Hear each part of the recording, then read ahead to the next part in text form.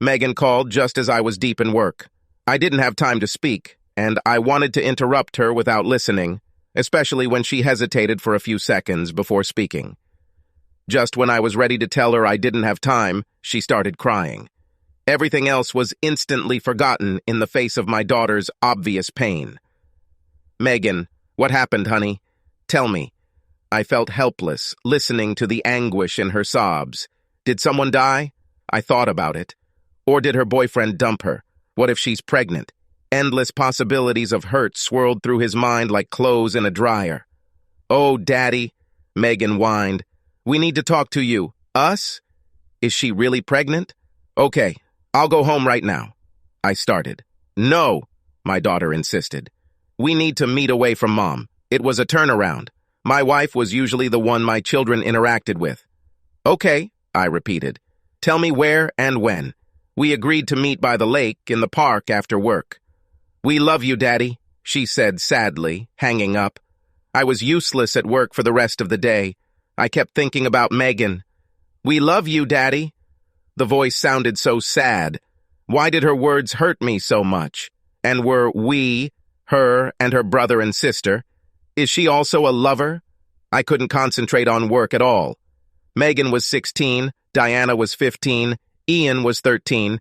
Joanna and I met while I was on shore leave in San Diego in 2005. Joanna worked as a topless waitress while she was in college at SDSU. I was a horny sailor who was lucky enough to hook up with a woman who was a goddess, too good for the seedy bar where she was groped.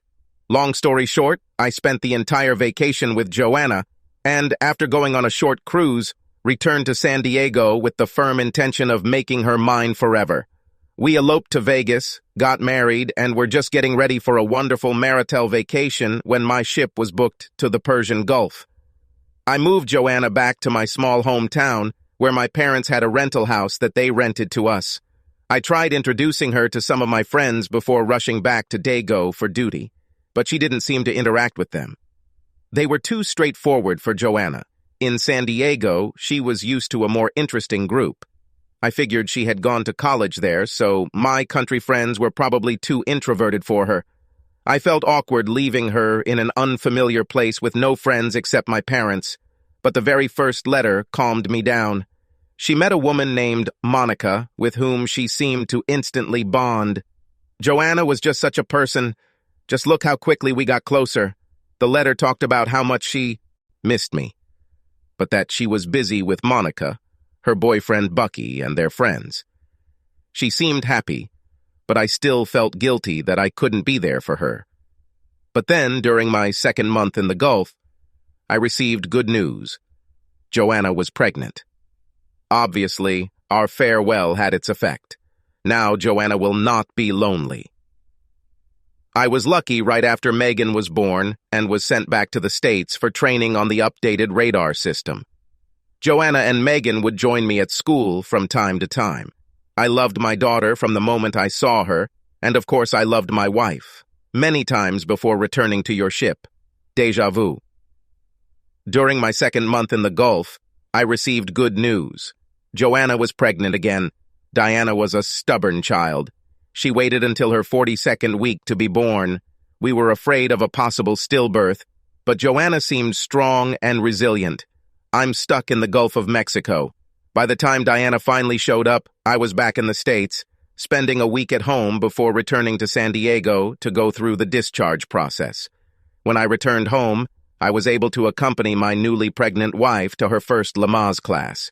Ian burst into our lives when he arrived at 38 weeks. Joanna was busy with the children and spent a lot of time with my now-retired parents.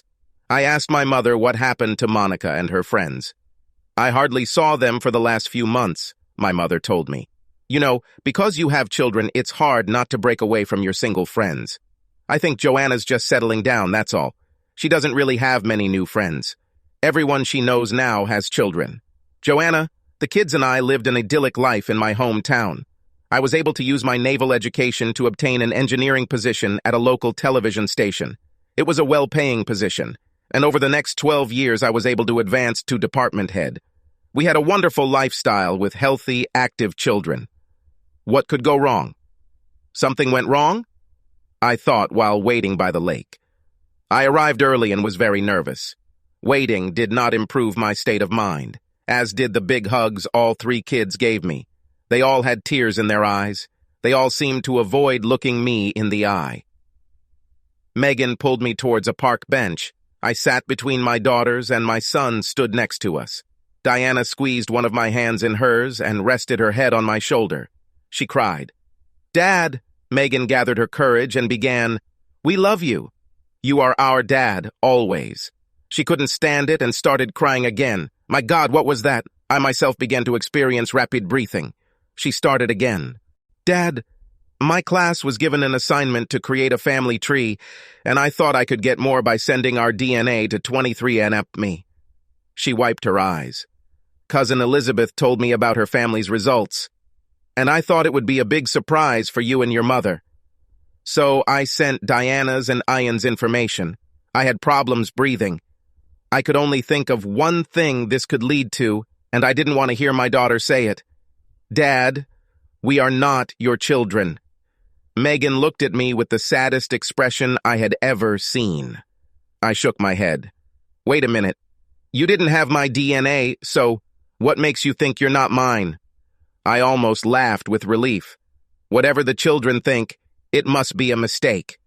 Dad, they show everyone you are connected with. They show everyone in my mother's family on the maternal side, but the paternal side is full of people we don't know. Most of them are Europeans. It gave me chills. I was trying to figure out how the kids could have gotten the correct version of Joanna's DNA, but not mine. Is it the same for all three of you? This confused me. How could this be? Yes, and we are all full brothers and sisters." Diana squeezed my hand. "You are our daddy. You are our daddy." She buried her face in my chest. Ian looked miserable, like he wanted to cry, but he was trying to be a man. He sniffed and wiped it with the back of his hand. We sat in silence for several minutes. I listened to my girls cry quietly, and my son kicked the ground with his shoe. Finally, I spoke. "Give me the 23andMe reports. Guys, could you go to the cinema or something tonight? Maybe for the night? Let me talk to your mother." I hugged the girls and held them close to me. Ian shook my hand, trying to be brave despite the tears.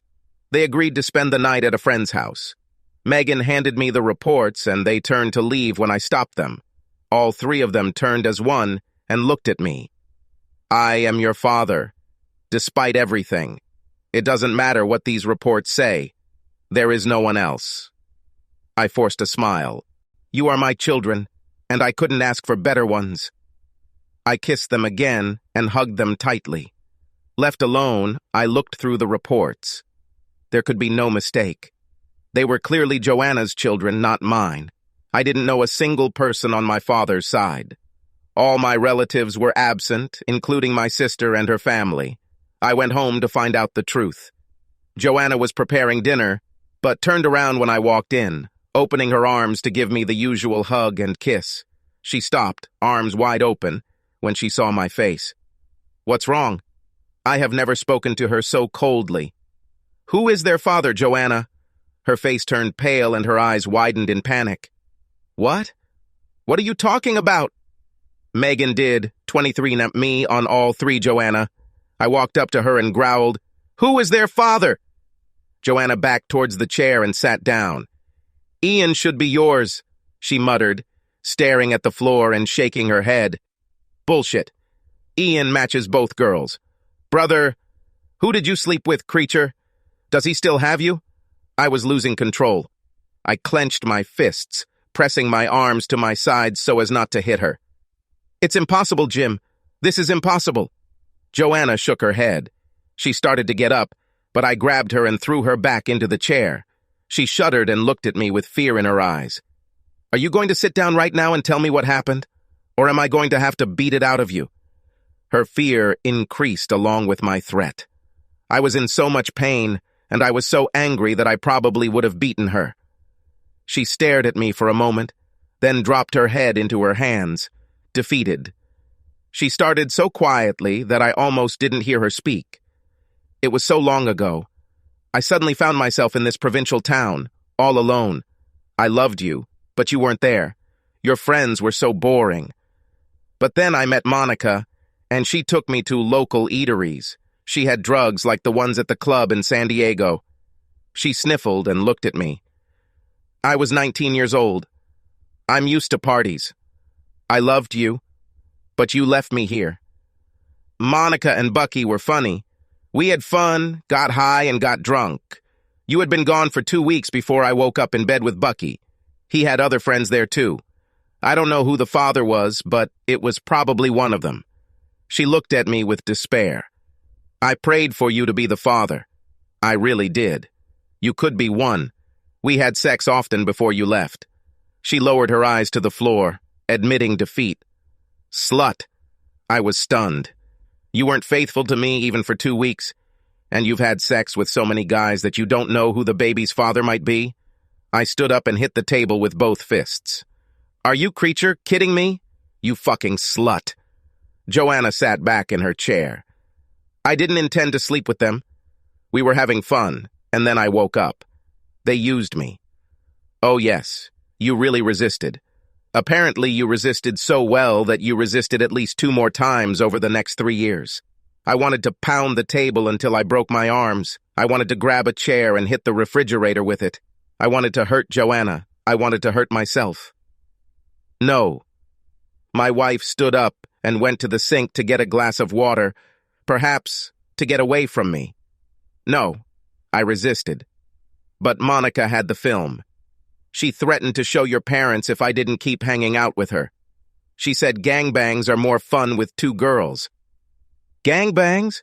How many guys have you been with? I didn't want to know. Why did I ask?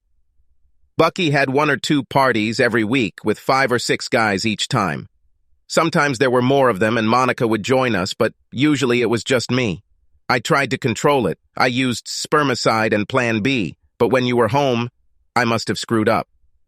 She looked at me again. But I hoped they were yours. I convinced myself that it was so. Joanna returned to the table and sat down. She looked at me for a moment, lost in her thoughts.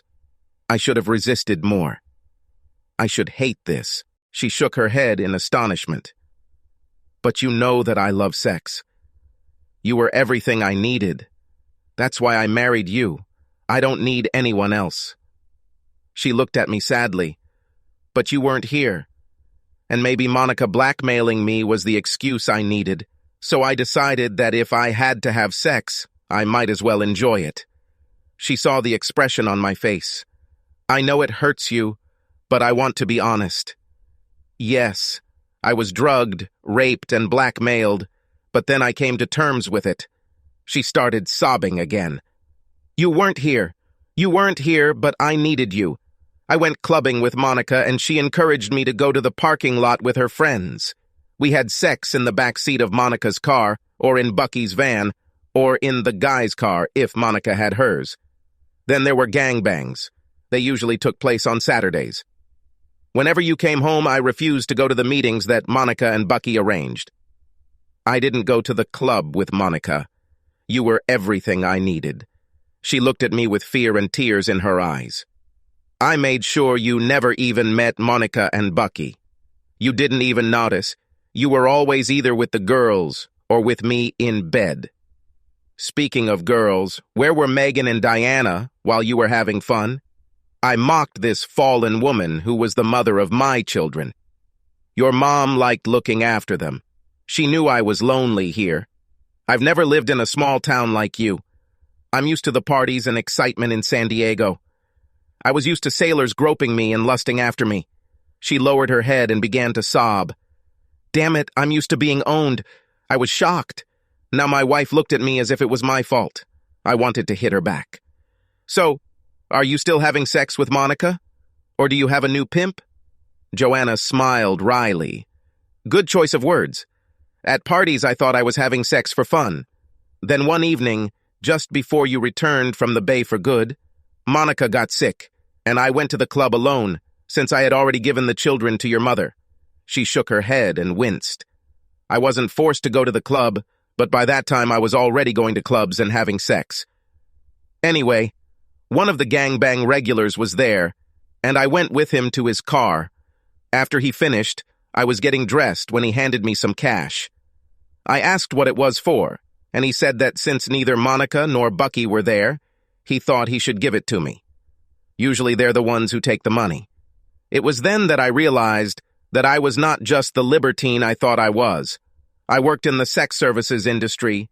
Tears streamed down my face again. I thought I had low self-esteem, but that night I discovered that I was even lower than I thought. She looked into my eyes for a few moments before continuing. That's when I sent Monica and Bucky. I threatened to go to the police, even if it meant being arrested for providing sexual services. You were supposed to be home within a month. I just wanted to spend my life with you. Her face distorted. I only wanted you. Month? This doesn't explain Gina. I can't explain it to Ian. Bucky insisted on having more intercourse, but I used spermicide and forced him to wear a condom. I was sure that Ian was yours. I sat for a few minutes. We looked at each other in silence. I thought about the years we spent together, wondering if it was just us, or if there were others in bed with us, so to speak. Then I thought, 2 weeks? 2 weeks alone and she's already slept with Bucky? Then I realized that I would never trust her. Get your junk, say goodbye to your kids, and get the hell out of my life. I could probably forgive you if you told me when you first woke up with Bucky, but how can I trust someone who admits that they've enjoyed sex work for years? Even when it wasn't necessary, you couldn't wait. But since that last time with Bucky, it's just been you. I've always been faithful. She saw the look in my eyes. We'll never get through this. She sobbed, stood up and left the room to pack her things. I left the house. I later found out that she had collected most of her clothes and left. I don't know where she was staying, but she came home the next day while I was at work. She wanted to try to explain all this to the children. They weren't kind to her. Megan, in particular, was extremely vicious. My neighbor later told me that Megan kicked her mother out of the house, calling her a slut. Megan yelled at her to go get sex somewhere else while neighbors came out to see what the noise was, and Diana and Ian watched from the porch. We never saw Joanna again. She went into the bank and took most of our savings. She left me investment accounts, so I ended up with more than half of our wealth, not including the house. I didn't know where to file her divorce papers, so I just waited the 2 years it took to file a missing person report. My mother loved Joanna like her own daughter. She loved my children even more. I was afraid to tell her about Joanna's sex work and the unknown, though probably Bucky, origins of the children. I sat at the kitchen table, drank coffee, and broke the bad news. Her face literally contorted as she began to sob from the horror of it all. And the children, aren't they yours? Does DNA show this? Yes. Apparently, they are related to a bunch of Swedes. Most of their relatives are in Sweden. Mom raised her head sharply. Like this? Did they match your DNA? I explained that we had never tested my DNA, but that it was not necessary. My children had to live up to my sister and her offspring. My mother shook her head in disbelief. I never thought it mattered. That's why we never told you. I really thought it didn't matter. You are my son. I didn't understand what Mom was saying. Was I her son? Wasn't I my father's son? My children should be like my sisters. Mom, what are you talking about? She looked at me almost with pity. Son, you were adopted. We had a Swedish au pair for your sister who got pregnant. We wanted a son, so we adopted you.